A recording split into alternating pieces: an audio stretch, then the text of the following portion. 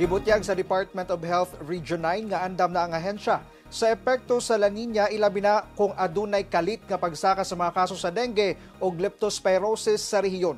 Ang report ni Krisa Dapitan. Karong panahon sa ting-ulan, gawa sa sakit nga dala niini sama sa upper respiratory tract infection, sama sa ubos, sipon, kalintura o gastrointestinal diseases. Ginamonitor sab sa Department of Health Region 9 ang sakit nga dengue o leptospirosis. Sa tala sa ahensya, sukad January hangtod July 1 ning tuiga, adunay 23 ka kaso sa leptospirosis kung diin ang Zamboanga City ang dunay pinakadaghang kaso. Samtang dunay 6,446 dengue cases ang tibuok rehiyon kung diin ang Zamboanga del Sur ang dunay pinakadaghang kaso. We are really intensifying, especially yung prophylaxis kasi mas mataas ang mortality rate ng leptospirosis kay ni dengue.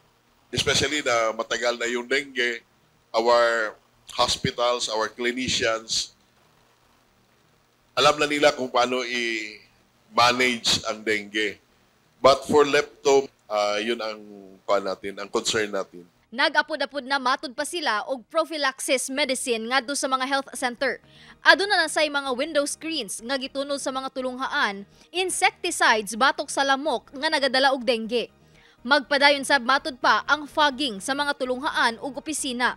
Aduna say promotional materials nga gitunol aron dunay saktong impormasyon ang komunidad kalabot sa maong mga sakit. Early as the announcement ng La Nina, we have already deployed some of our logistics. The hospitals, we already providing them advisory on the fast lanes na kung may symptoms of dengue, dapat yun ang unahin. Hugot matud pa nga ginamonitor karon sa ahensya ang kaso sa dengue ug leptospirosis, ilabi pa nga halos kada adlaw makasinati og pag-ulan ang rehiyon.